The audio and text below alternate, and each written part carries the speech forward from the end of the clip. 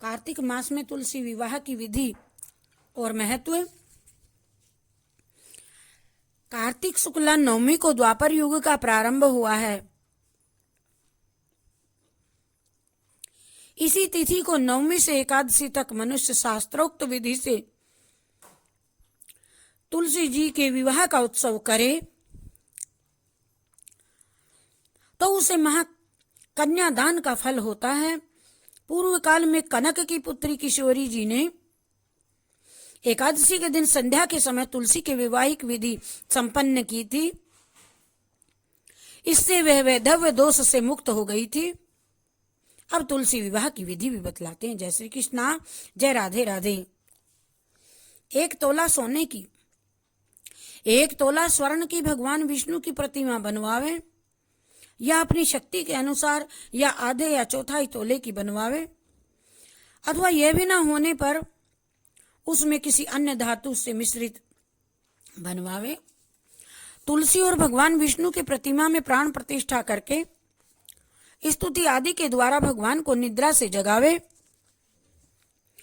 और फिर पुरुष मुक्त से सुक्त से वह षोडशोपचार से पूजा करे। पहले देश काल स्मरण करके गणेश पूजन करे, फिर पुण्याह वाहक वाचन करके वेद मंत्रों का उच्चारण करते हुए बाजे आदि की ध्वनि से भगवान विष्णु जी की प्रतिमा को तुलसी में के निकट ला करके बिठा देवे।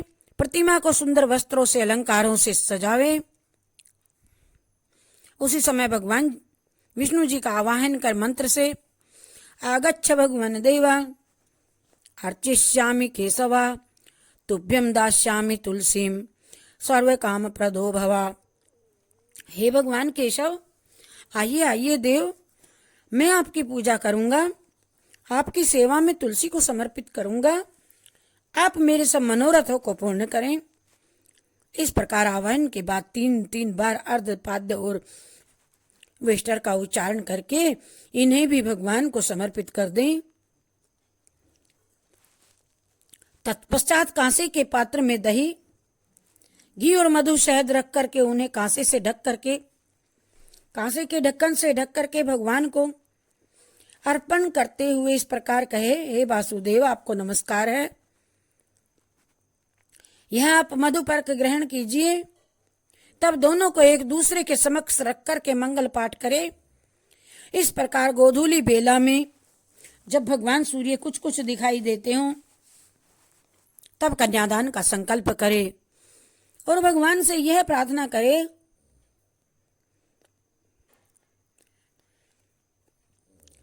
कि आदि मध्य और अंत में रहित त्रिभुवन प्रतिपालक हे परमेश्वर, इस तुलसी को आप विवाह की विधि से ग्रहण करें। यह पार्वती जी के बीज से प्रकट हुई हैं, वृंदावन की भस्म में स्थित रही हैं तथा आदि मध्य और अंत में ये शून्य है। आपको तुलसी अत्यंत प्रिय है, अतः इसे मैं आपकी सेवा में अर्पित करता हूं। मैंने जल के घड़ों से सींच करके और अन्य सभी प्रकार की सेवाएं करके इन तुलसी की अपनी पुत्री की भांति इसे पाला पोसा है और बढ़ाया है, और आपकी तुलसी आपको दे ही रहा हूं, आपको ही दे रहा हूं। हे प्रभु, कृपा करके इसे ग्रहण कीजिए। तेरा तुझको अर्पण क्या लागे मेरा, इस प्रकार तुलसी का दान करके फिर उन दोनों तुलसी और विष्णु जी की पूजा करे। अगले दिन प्रातः काल में पुनः पूजा करे। अग्नि की स्थापना करके उनमें 12 मंत्र से खीर, मधु और तिल मिश्रित द्रव्य की 108 आहुतियां दिलवावे। ब्राह्मण को बुलवावे। 12 साक्षर मंत्र इस प्रकार ओम नमो भगवते वासुदेवाय नमः। शेष पूजा सारी ब्राह्मण वेद पाठी से करवा करके कहे, हे प्रभु, आपकी प्रसन्नता के लिए ये मैंने व्रत किया है। इसमें जो भी मेरी कोई कमी रह गई हो वह आपके प्रसाद से पूर्णतया को प्राप्त हो जाए।